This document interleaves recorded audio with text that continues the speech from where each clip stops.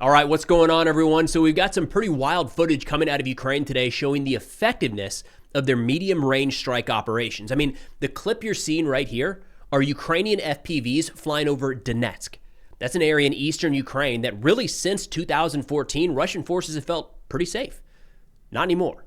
And to that end, the Ukrainian Unmanned Systems Forces sent a message to Russia earlier today saying, quote, "You're screwed. We're just warming up. Watch out. It's about to get serious." Now, this first clip that I'll play, I want to show you where it's taking place. We'll go to Deep State Map here. Donetsk City, so in eastern Ukraine, this is an area that was taken by Russian forces back in 2014. So you see the purple here was the start, the red to the northwest was as Russian forces advanced in 2022. Donetsk has been held by Russia since 2014. So this is a major logistical hub trying to keep the entire Donetsk front supplied. Now, it has been long within range of long-range munitions like the HIMARS, ATACMS, Storm Shadow, things like that. We know the quantity of those munitions has steadily decreased over time. This medium-range strike zone is what Ukraine has really focused on in 2026. So we know Ukraine has the long-range strikes inside of Russia. We know they have the short-range strikes, bombers and FPVs right along the front. This middle ground, 30, 50, 70 kilometers, is hammering Russian logistics, and it's a clear focus of Ukrainian operations in 2026. Now, turning to this first footage that was released by the 1st Ukrainian National Guard Corps, Azov, they say they control enemy logistics near Donetsk. Pilots of strike UAVs are hunting for Russian logistics in the far operational zone. Drones keep all logistics routes around Donetsk under control. Not so long ago, the occupiers felt completely safe there.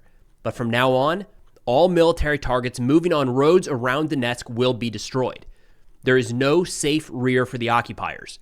It is impossible to hide and defend themselves.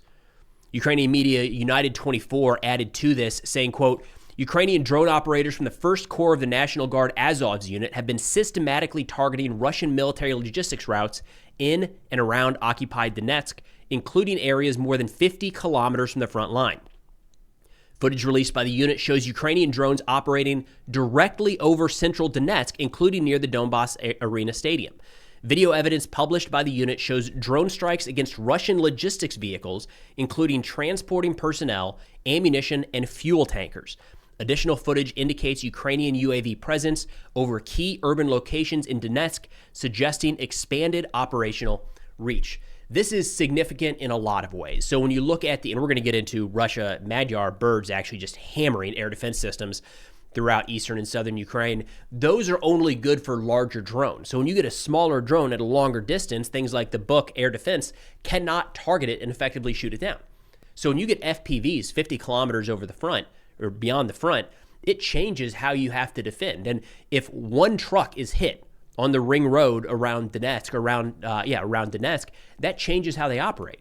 All of a sudden, it is a new threat that they have to incorporate into their day-to-day operation. So at the very least, you're talking about a disruption in the Russian line of communication, the Russian logistics chain, if not shut down. I mean, it's going to take a lot of drones over a long period of time to shut down some of these areas, but that does appear to be the direction that Ukraine is headed in terms of operational priorities in 2026. And to that, we got a pretty dark message from the Magyar birds where the G-rated, the translated version said, quote, to the enemy, "You're screwed. We're just warming up the engines. Watch out. It's going to get serious."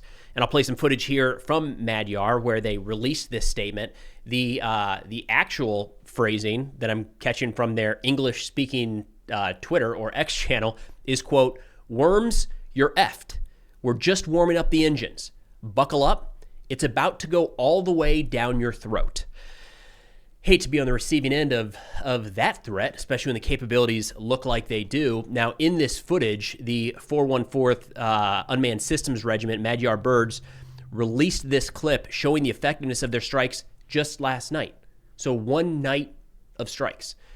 They said combined strike by the birds of the Unmanned Systems Forces on the night of April 16th against the enemy's layered defense, strike and support system, 3 air defense systems, 2 Iskander bases, the Rubicon base, 2 oil depots, and multiple logistics and support facilities.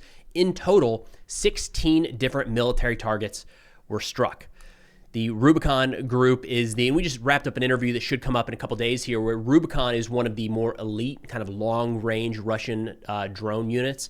So going after them should ideally help open up some of the Ukrainian logistics a bit back from the front. But that's no joke. Iskander bases, right? Those are not forward deployed. Those are a significant ways back from the front. And as these air defense systems get knocked out one by one, and we've talked about this countless times, like, it takes a long time to build those. They're very expensive. So even taking one out affects Russia's ability to lock down the airspace over certain areas. And in this case, we're really not talking about, Ukrainian aircraft, helicopters, or fixed wing, but long-range strike munitions that could be intercepted with air defense platforms. So something like an ATACMS, a Storm Shadow, or all of the countless Ukrainian variants, the Flamingo, for instance, the more that these air defense systems are degraded, the higher likelihood those have of getting through. And Ukraine has continued to degrade Russian air defense since day one. Magyar's not letting up on that at all.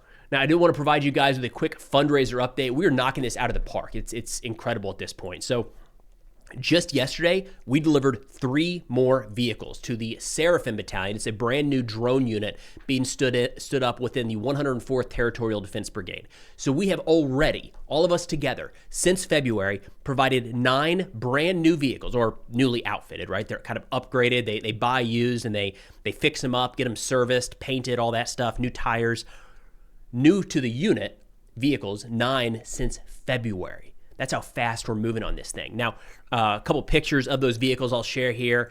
Also, the fundraiser page here will be linked in the description and pinned comment below. This is a $500,000 US goal over the course of the year. We're split it out into at least 4 different campaigns. This one, we're at 37,000 euros of a 97,000 euro goal. 2 different units that we're supporting with this one, because we're heavily focused on Seraphim. I committed to them. They asked for some assistance in these vehicles. We said we're going to do everything we can as a community, and we're doing an incredible job. Other units, of course, reach out and say, we know there's a shortage of vehicles across the front. So the other one that reached out here is a Special Operations Unit, 1st Battalion, 8th Special Purpose Regiment, SSO. So we've got a couple trucks going to them in this campaign as well. But overall, look, this is incredible work. I'm so proud of you all. I'm so proud. It's such an honor to be a part of something like this, helping the guys on the ground that need it right now, getting these vehicles for infill, exfil, medevac, everything. Could not be more important. For anybody interested and able, that link to contribute will be in the description below. Now, with these medium strike operations being carried out by Ukraine, we are seeing a reduction in Russia's ability to continue pushing the front in a number of directions. I mean, they are still fighting for northern Pokrovsk, right? They are still trying to get things sorted around Kupiansk. There has not been a lot of steady Russian progress really anywhere along the front. It's been slow and it's been costly. What we're likely to see instead, and I think we're starting to see this campaign play out right now, is more long-range strikes carried out with Russian missiles and drones into Ukrainian cities across the country. In fact, last night, it sounds like the deadliest and largest barrage carried out by Russia in 2026 took place. My understanding at this point is that at least 17 people were killed and more than 100 wounded across Kyiv, Dnipro, Odessa, and elsewhere.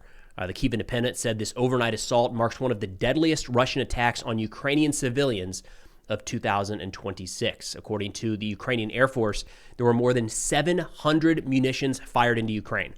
That is a huge number.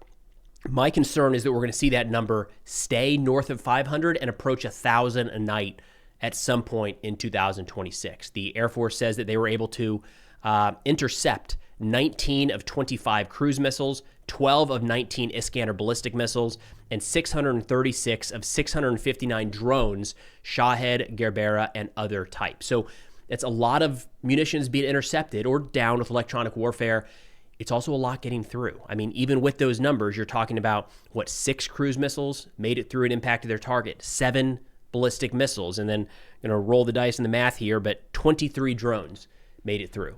So the percentages there are high across the board, right? With what is the total? 667 intercepted out of 703. That's a lot, right? Unfortunately, the 1, 2, 3 that do get through cause significant damage, and in this case, loss of life. Again, 17 killed, more than 100 wounded. Ukrainian President Zelensky spoke to this, saying, quote, Another night that proves that Russia does not deserve any easing of global politics or the lifting of sanctions. Russia is betting on war, and that's exactly how the response should be.